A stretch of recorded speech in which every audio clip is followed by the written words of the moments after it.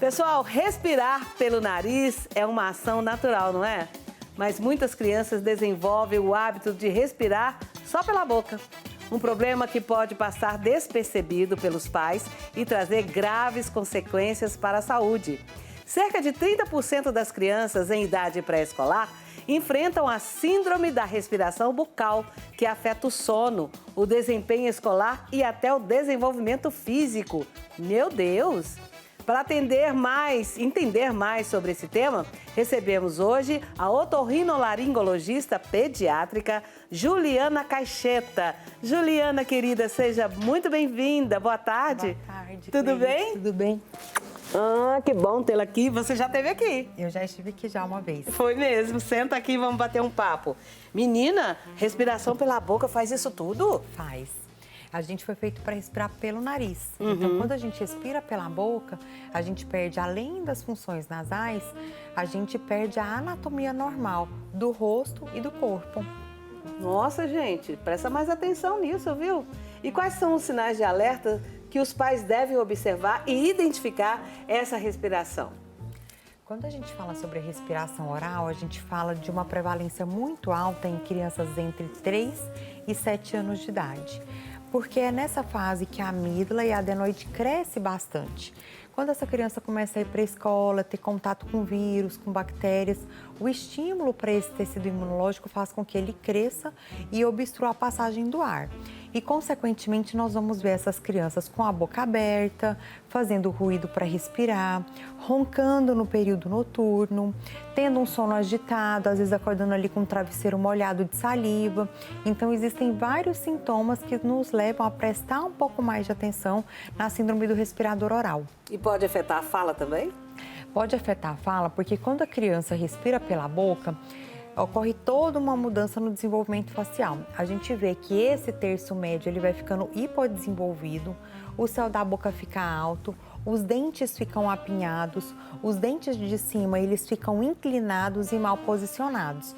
Então, não ocorre um atraso de fala, mas sim uma dificuldade para falar certos fonemas. Meu Deus do céu, tem que ficar muito atento a isso então, né?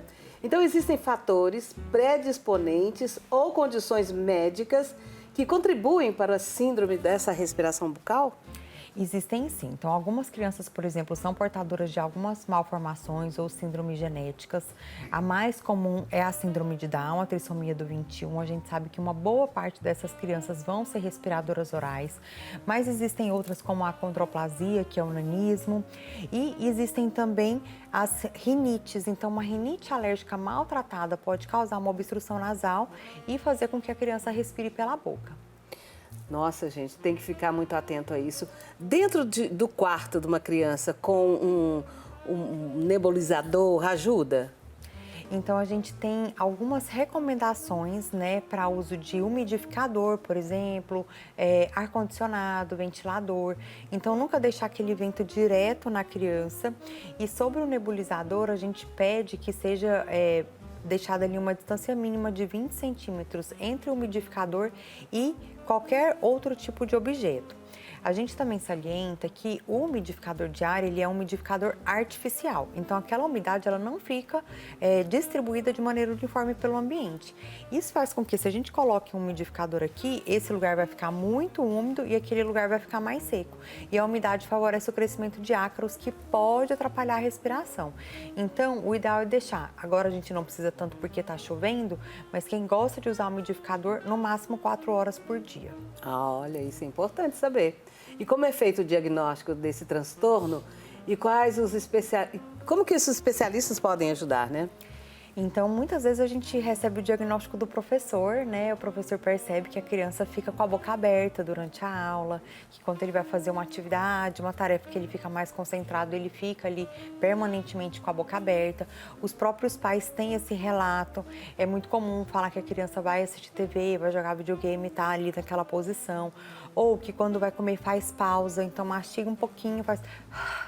para respirar, porque o nariz ele não está funcionando de maneira adequada. O diagnóstico definitivo ele é feito pelo médico otorrinolaringologista. Então, é obrigatório que toda criança que respira pela boca, ela passe por uma avaliação de via aérea. Então, a gente vai olhar com um aparelho, com uma câmera por dentro do narizinho, vamos olhar a garganta, ver onde está essa obstrução e planejar o tratamento a partir daí. Doutora, adulto babão, em criança ele já teve esse problema e ninguém ligou? Você sabe que essa é uma pergunta muito interessante, né? Existe uma suspeita, sim, de que a criança que é respiradora oral e roncadora, ela vai ter uma tendência maior a roncar na faixa etária, né? Aí depois dos 40, 50 anos. Mas isso não é uma coisa que a gente tem certeza de que realmente acontece. É uma suspeita por enquanto. Ah, tá. E assim, doutora, outra coisa que eu queria saber, a questão do tratamento para crianças surdas, que deve ser, é mais difícil, como é que é esse tratamento? Eu acho que a maior dificuldade é a gente identificar e diagnosticar. O tratamento em si, eu considero ele uma parte tão importante quanto, mas hoje a gente está num estágio muito inicial que é a perda do diagnóstico. Então, a gente tem que saber que toda criança que nasce precisa de avaliação audiológica, de preferência antes de sair da maternidade, e que crianças com fatores de risco, crianças prematuras, baixo peso, que ficaram em UTI, que utilizaram antibiótico, precisam de um acompanhamento extra, realização de exames mais sofisticados e periódicos até os 2 anos de idade. Uma vez que essa deficiência auditiva ela seja identificada, o próximo passo é o tratamento. Então, existem basicamente 2 formas de reabilitação. Estou falando aqui de perda auditiva congênita, não aquelas por infecção, né, e por outras causas mais simples. A perda auditiva, que é uma perda auditiva definitiva, ela pode ser tratada com aparelhos auditivos ou com a cirurgia de implante coclear. E está tendo muito sucesso essa cirurgia? Essa cirurgia tem um sucesso muito grande, mas a gente precisa fazer ela a tempo. Então, o que os trabalhos mostram? Que a idade ideal para se implantar é por volta do 6º mês de vida. Olha como a gente tem pouco tempo para fazer o diagnóstico e indicar o tratamento. Após os 5 anos de idade, a cirurgia ela já tem menos eficácia. Então, qual é o objetivo da cirurgia? Que a criança desenvolva a linguagem oral. Após os 5 anos, dificilmente uma criança que faz a cirurgia vai se comunicar exclusivamente através da linguagem falada. Então, a cirurgia é excelente, mas depende que seja feita a tempo e que seja feita uma reabilitação pós-operatória adequada. Você falou uma coisa aí que eu ia perguntar, mas está aqui martelando na minha cabeça. Você falou de perda de diagnóstico. O que é isso?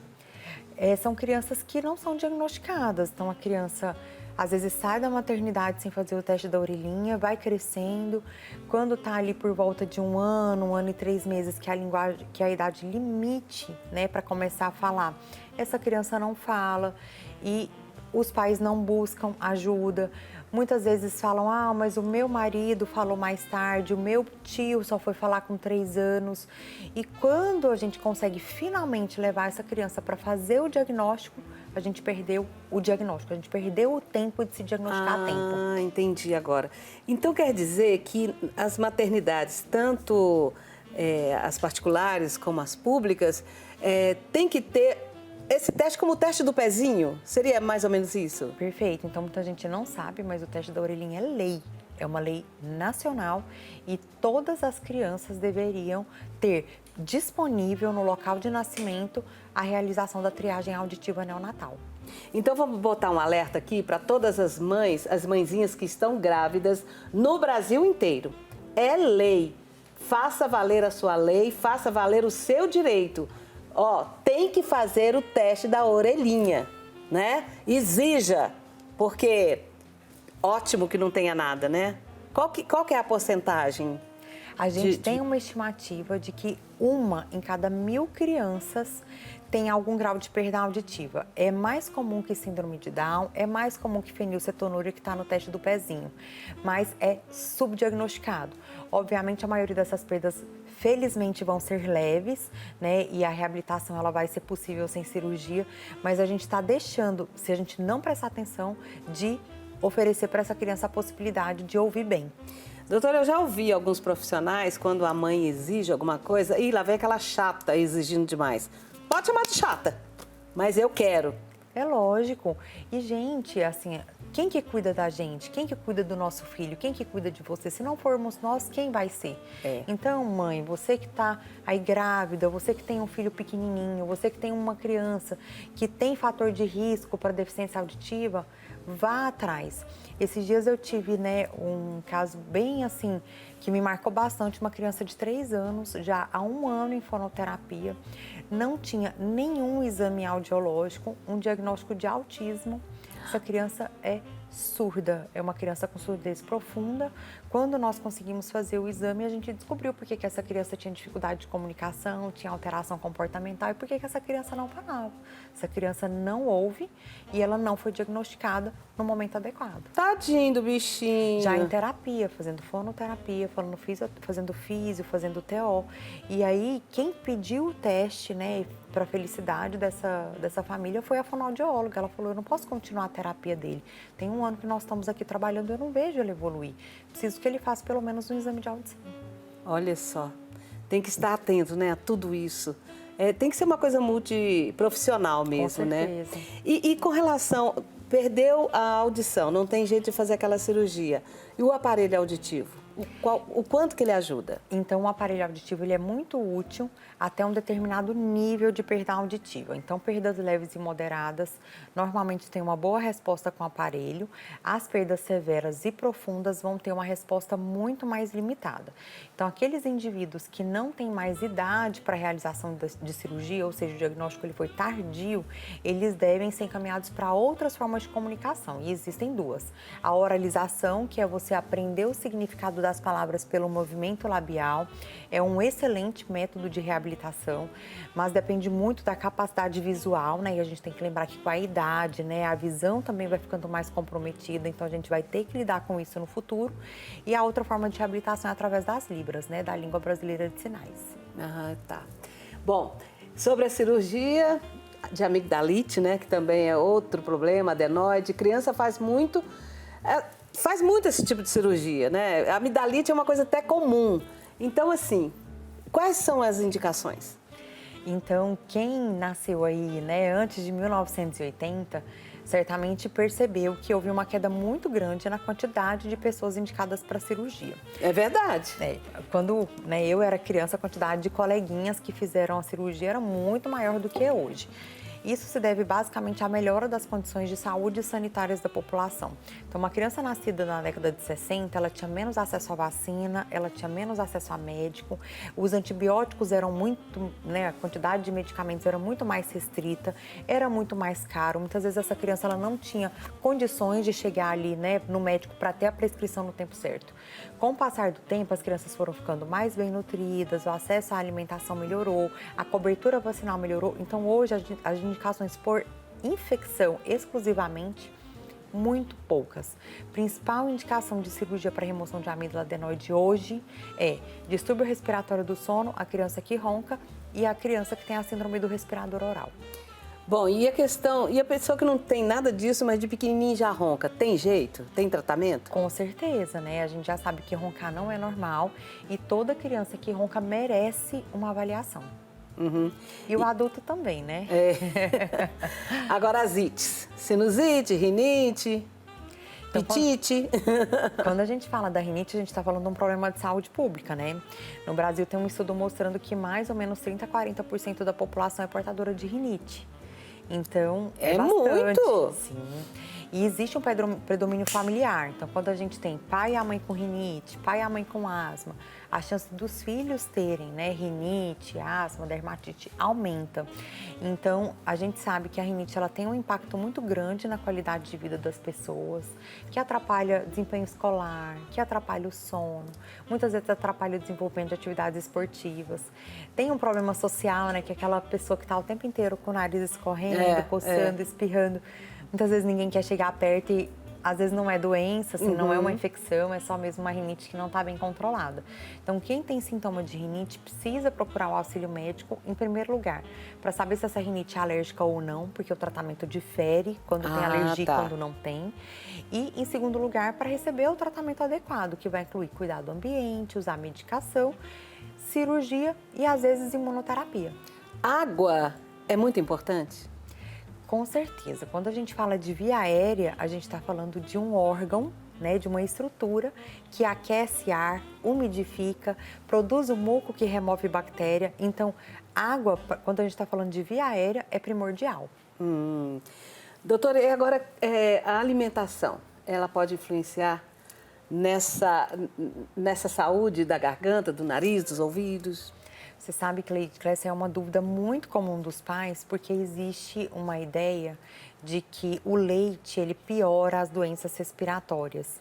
Mas já tem vários estudos mostrando que isso não é verdade. Olha. O leite não é secretivo, né, como muito se fala por aí. O leite não aumenta o risco da criança de ter otite, de ter amidalite.